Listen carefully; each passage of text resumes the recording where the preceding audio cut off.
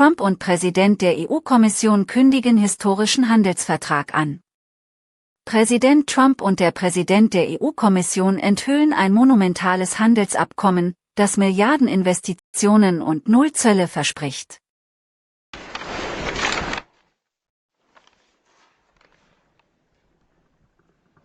Thank you very much. So we have good news. We've reached a deal. It's a good deal for everybody, I believe.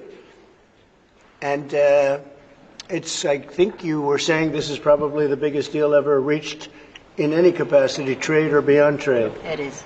It's a giant deal with lots of countries, because as you know, Ursula represents a lot of countries, not one country. It's not easy for you. That's because a lot of very different countries, great countries, but some are strong with cars, some are strong with agriculture, some are strong with both, right? You have a lot of different factors.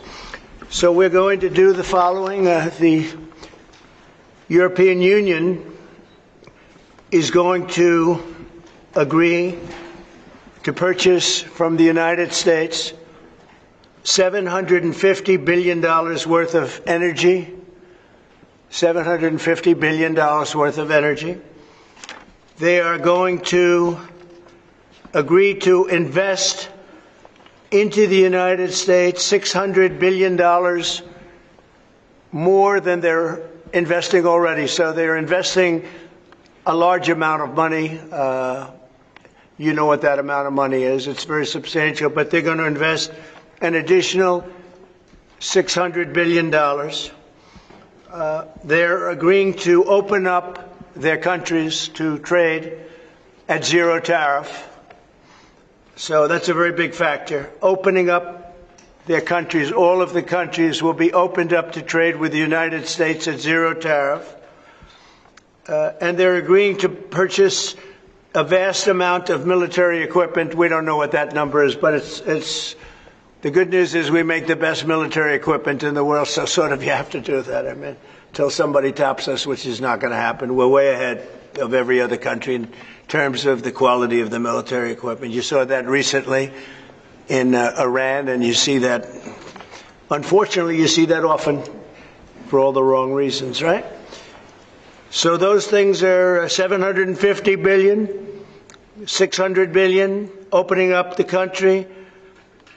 We are agreeing that the tariff straight across for automobiles and everything else will be a straight across tariff of 15%. So we have a tariff of 15%. We have the opening up of all of the European countries, which I think I could say were essentially closed. I mean, you weren't exactly taking our autos, you weren't exactly taking our agriculture, and then you would have smaller things, but for the most part it was closed. And now it's open. It's open for our companies to go in and do a good job with it. I think you'll like them. I think you'll like it. And we will, very importantly, they'll be investing a lot of money, but the military is a big number, but that's one number we're not determining. It's going to be whatever it is, but they're going to be purchasing hundreds of billions of dollars worth of military equipment. They're very important. They're going to purchase $750 billion worth of energy. So that's going to be great. And $600 billion worth of investments into the United States over and above what they have. So, and I think that basically concludes the deal. I mean, those are the main factors. I don't think there are too many other factors, other than we're going to get along great. And we have a great relationship now with NATO, which is largely the same. I mean, not exactly, but pretty close, right? Largely. And with NATO, as you know, they're going up to 5% from 2%. And the relationship is very strong with NATO. So I just want to congratulate you. I think it's great that we made a deal today instead of playing games and maybe not making a deal at all. I think it's, I'm going to let you say it, but I think it's the biggest deal ever made. Thank you very much. Congratulations.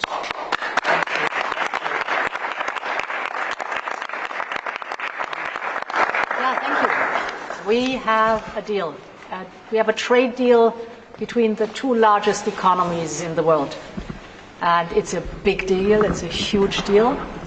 It will bring stability, it will bring predictability. That's very important for our businesses on both sides of the Atlantic.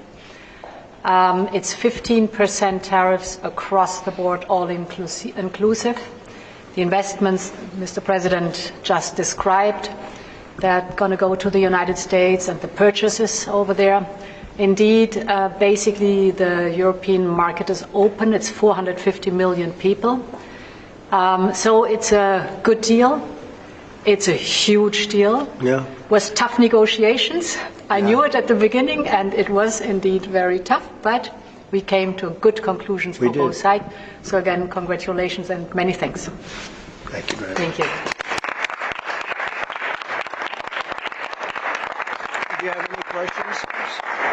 How did you come to a deal so quickly? Did the European Union come there and get I think we both wanted to make a deal. You said something that is very important. It's going to bring us closer together. I think this deal will bring us very close together, actually. Sort of, it's a partnership in a sense, but it's a very good point, and it's something that's very important. But was there one issue that you needed to get over the hurdle? No. We had 4 or 5. No, not pharmaceuticals. I mean, we're going to be, as you know, a lot of companies are coming into the U.S., and that's unrelated to this deal. But it's, I think this didn't just start today. We had a meeting. I wasn't sure. I said 50-50. I think you probably felt the same thing. But this started months ago, this negotiation. So we knew pretty much what we were getting into, and we were able to make a deal that's very satisfactory to both sides. So it's a very powerful deal. It's a very big deal. It's the biggest of all the deals. It will be the biggest of all the deals. So we're very honored to have done so, and your staff has been fantastic, and they worked together long and hard. They worked hard and long, and many thanks to the teams on both sides. It was, as I said at the beginning, a heavy lifting you had to do, but many thanks also for the talks we had many times on the way to our goal. And now we made it, and that's good. That's really good. Anybody else? Yes, ma'am. I have a question for the EU Commission President. What are the U.S. concessions? What is the U.S. giving up in the deal, if anything? So the starting point was an imbalance, a surplus on our side and a deficit on the U.S. side. And we wanted to rebalance the trade relation. And we wanted to do it in a way that trade goes on between the two of us across the Atlantic, because the two biggest economies should have a good trade flow between us. And I think we hit exactly the point we wanted to find. Rebalance, but enable trade on both sides, which means good jobs on both sides of the Atlantic, means prosperity on both sides of the Atlantic, and that was important for us. And again, the energy is a very important component, because we have more energy than anybody else in that sense. And I think it was very wise that they buy a lot of energy, and it's great stuff, and it solves a lot of problems. So that was a great decision, I think. What about steel? What have you agreed? On what? Steel. Steel is staying the way it is. The steel and aluminum, et cetera, that's a worldwide thing. That stays the way it is.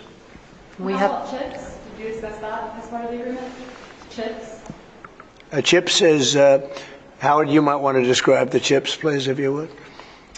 Well, the expectation is in 2 weeks' time we're going to come out with our chips 232, and that was one of the key reasons that the European Union came to talk to the president, to try to resolve all things at one time. And well, I'll let you wait for the 2 weeks until you get to announce your plan. But we are going to be bringing chip manufacturing back to the United States of America. We'll be doing a lot of chips. A lot of companies are coming in from Taiwan and from other places into the U.S.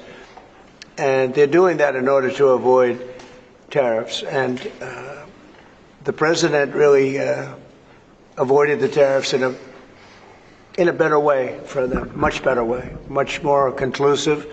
I think probably much more profitable, definitely much more profitable, and got a lot of benefit from it. So it was a very interesting negotiation. I think it's going to be great for both parties. I think your various countries are very happy about this.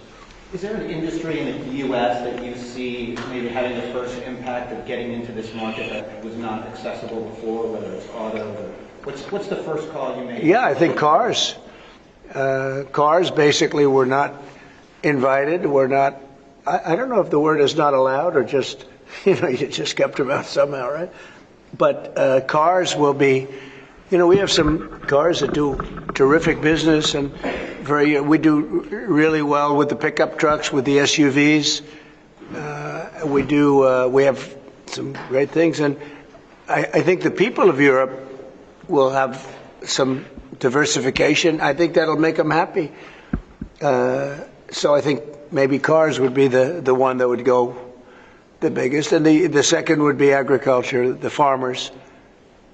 And we'll do it in very strict conjunction with the President and the European Union.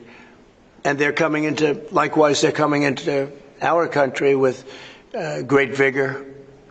And I think they're going to make a lot of money with this. I think everybody is. I think and again, it's going to bring a lot of unity and friendship. It's going to work out really well.